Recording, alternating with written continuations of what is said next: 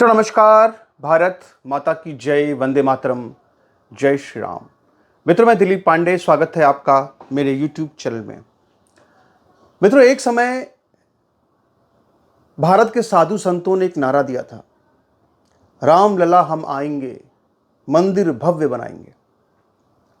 ये जो नारा था ये आचार्य श्री धर्मेंद्र जी महाराज का लगाया हुआ नारा था। बच्चा बच्चा राम का, जन्मभूमि के काम का। ये सब नारे आचार्य श्री धर्मेंद्र जी महाराज के द्वारा लगाए गए नारे थे और मुझे बहुत खुशी होती है कि मुझे उनके चरणों में बैठने का सौभाग्य मिला है। बाद में ये नारे जनप्रिय हो गए, हर किसी के जुबान पर छा गए और आज आचार्य श्री धर्मेंद्र जी महाराज नहीं है, उनका देवलोक गमन हो चुका है, लेकिन इसके बाद भी गाहे बगाहे लोगों के मुंह से ये नारे निकल आते हैं। तो एक नारा था ना कि भाई राम लला हम आएंगे, मंदिर भव्य बनाएंगे। अब मंदिर तो भव्य बन गया, राम मंदिर भव्य बन गया। अब सब लोगों ने ये कहा, हम जैसे लोगों ने भी कहा कि, और हम इस बात का खुद प्रचार करते थे, लोगों से कहते थे कि जब श्री राम मंदिर बन जाएगा तो हिंदू हमेशा भाजपा को वोट देगा, कभी भाजपा के खिलाफ वोट नहीं देगा। लेकिन उस समय हम जैसे लोगों को भी ये नहीं पता था कि प्रधानमंत्री मोदी जी अपना बाप बदल लेंगे। हम सबके बाप तो भगवान राम है, लेकिन वो अपना बाप बदल लेंगे और अपना बाप जो है वो अंबेडकर को बना लेंगे। ये तो किसी को पता नहीं था। ये तो किसी को नहीं पता था कि नारे बदल जाएंगे। नारे बदले तो नहीं है, पर आज जिस तरह की स्थिति है वो बिल्कुल उसी तरफ इशारा कर रही है।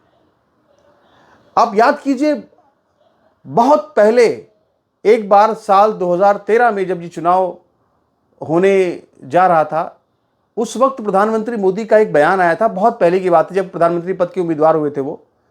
तो उस समय उन्होंने एक नारा क्या, उनका एक बयान आया था। उनका एक बयान इस तरह का आया था कि राम मंदिर की क्या जरूरत है, पहले तो हमारा देवालय नहीं शौचालय। ये उस तरह का उनका बयान था कि देवालय नहीं शौचालय, तो शौचालय बनाओ ठीक है, पर देवालय से तुलना क्यों कर रहे हो।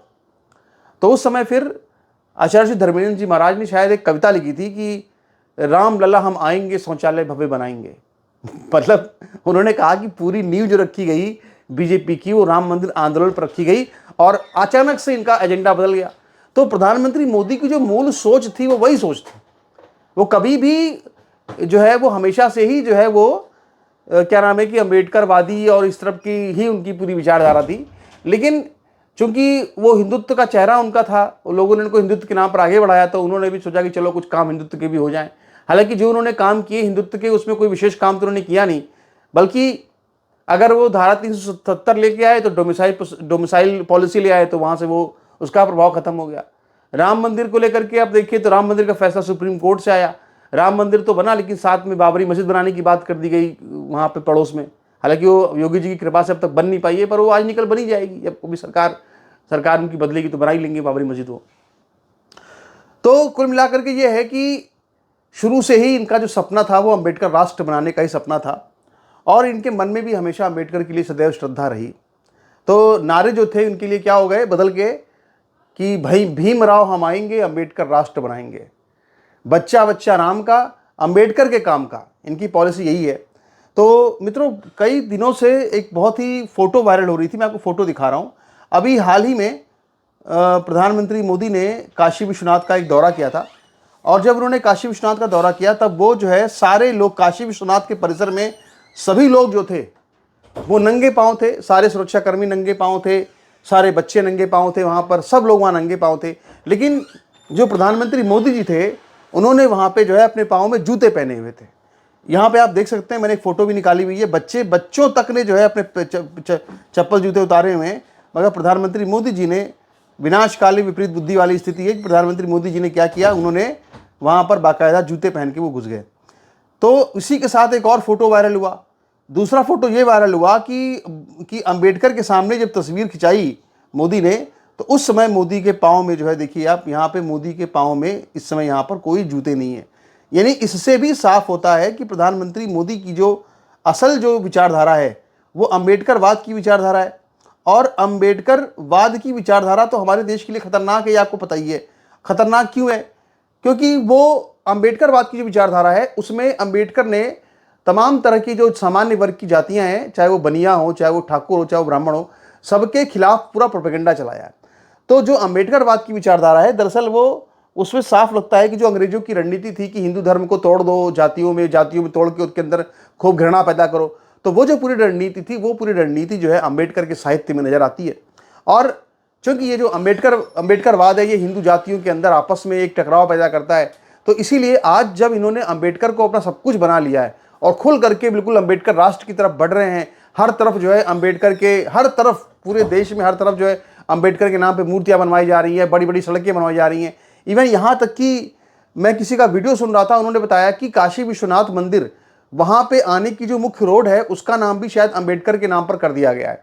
तो ये बड़ी मूर्खतापूर्ण बात है। अंबेडकर तो जो है 22 प्रतिज्ञाएं लेते हैं और कहते हैं कि ब्रह्मा विष्णु महेश को मानते नहीं, तो जब वो नहीं मानते हैं तो उनके नाम पर इतना महिमा मंडन करके कर रही है, क्या जरूरत है? वो हिंदुत्व की पार्टी है, राम की पार्टी है, उसमें एक जो है इस तरह का विचार बरपाया जा रहा है जो हमारे समाज के लिए भी घातक है।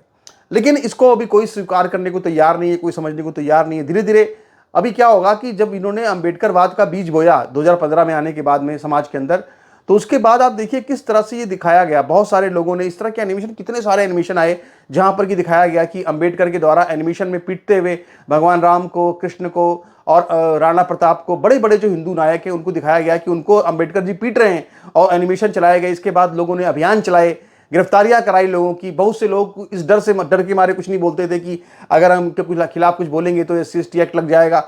50 तरह की मतलब समस्याओं से जूझते हुए इस पूरी चुनौती से जो है मतलब लड़ता रहा हिंदू समाज। तो अभी तो ये शुरुआत है। अभी तो आप सोचिए कि 2015-16 में जो अंबेडकरवाद का बीज बोया गया, अभी 8-10 सालों में इसकी ये स्थिति नजर आ रही है कि खुल करके जो है हिंदू धर्म को गाली दी जा रही है, हिंदू धर्म को गाली दी जा रही है, हिंदू देवी देवताओं को गाली दी जा रही है खुल करके। फिर उस पर जो है एक और देखिए आप, ज्योतिराव फुले को भी ले आए साथ में अब, कि ज्योतिराव फुले को ला करके वहां पर भी जो है हिंदू धर्म को गालियां दिलवाई जा रही हैं। तो सब कुछ जो है वो खूब खुलेआम चल रहा है, और वो पार्टी सब कर रही है जो राम के नाम पर सत्ता में आई। तो ऐसी स्थिति में हमारा जो मूल विचार था कि अगर भाजपा राम मंदिर बनवा रही है तो हम लोग आजीवन भाजपा को वोट देंगे, और हम सब कहते थे कि हम लोग हमेशा मोदी जी को वोट देंगे। आज की जो स्थिति है उसमें मैं जो हालत प्रधानमंत्री मोदी इस देश का भविष्य बनाने जा रहे हैं, उसमें क्या मेरा ज़मीर गंवारा नहीं करता कि मैं अब प्रधानमंत्री मोदी का समर्थन करूं। मेरा ज़मीर गंवारा नहीं करता, आपका करता होगा मुझे नहीं पता। लेकिन देखिए लगातार इस तरह की खबरें आती रहती हैं, इस तरह के समाचार आते रहते हैं। मैं आपको एक और समाचार यहाँ पे दिखाना चाहता हूँ। अगर आप देखें, हमारे एक पवन सक्सेना जी हैं जो फेसबुक पर जो है बहुत एक्टिव रहते हैं, उन्होंने आज हमें मेंशन किया अपने पेज पर, और उन्होंने एक बड़ी ही मतलब विचित्र खबर दिखाई। खबर क्या दिखाई जरा आप देखिए यहाँ पे। खबर ये दिखाई कि मुमताज की परिचारिका के मकबरे को संवारेगा ASI। यानी आप सोचिए कि मुमताज, यानी जो मुमताज महल थी, शायद जो मुगलिया बेगम थी एक, आप सोचिए कि उसकी परिचारिका, उसकी दासी के किसी स्मारक को, किसी मकबरे को भी जो ASI है उसको वो सजाएगी, संवारेगी।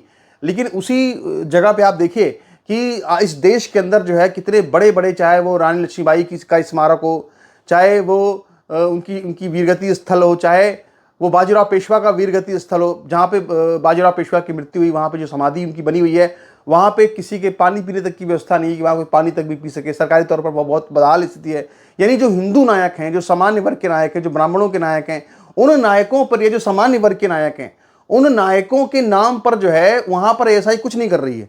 वहाँ पर तो ASI ने को छोड़ दिया, ऐसे ही उसका रख रखाव कुछ नहीं होता। लेकिन आप सोचो क्या स्थिति है कि जहाँ की जो मुमताज महल की दासी है, उसके ऊपर भी करोड़ों रुपया बहाने को जो है वो कौन तैयार है? वो ASI तैयार है। तो भाई मोदी सरकार का संस्कृति मंत्रालय क्या कर रहा है? जरा खबर देखिए भाई, बड़ी दिलचस्प समाचार है। आप उसको पढ़ के आपको आनंद आएगा। आप जो मोदी समर्थक है वो मुझे गालियां देंगे, मुझे पता है, लेकिन मैं क्या करूं, मुझे सही बोलना है तो बोलूंगा ही बोलूंगा। लिखा है कि भारतीय पुरातत्व सर्वेक्षण ताजमहल के पश्चिमी गेट स्थित सती उन निसा के मकबरे को संवारेगा। इसके लिए एनुअल कंजक्शन प्लान तैयार किया जा रहा है, दिल्ली मुख्यालय को भिजवाया गया है। सती उन निसा शाहजहां की बेगम मुमताज महल की परिचारिका और बेटी जहां आरा बेगम की शिक्षक थीं। वह मुमताज महल के वर्ष 1631 में बुरहानपुर निधन में उनके शव के साथ आगरा गई। ताजमहल के पश्चिमी गेट के बाईं तरफ सती उन निसा का मकबरा है। यह मकबरा पर्यटकों के लिए बंद है। आप सोचिए, मतलब आप सोचिए इससे कितना असर पड़ता है। मतलब इससे एक समझ में आता है कि देश जो है मुस्लिम राष्ट्र बन चुका है। भारत एक मुस्लिम राष्ट्र बन चुका है, इस खबर का मतलब यह है।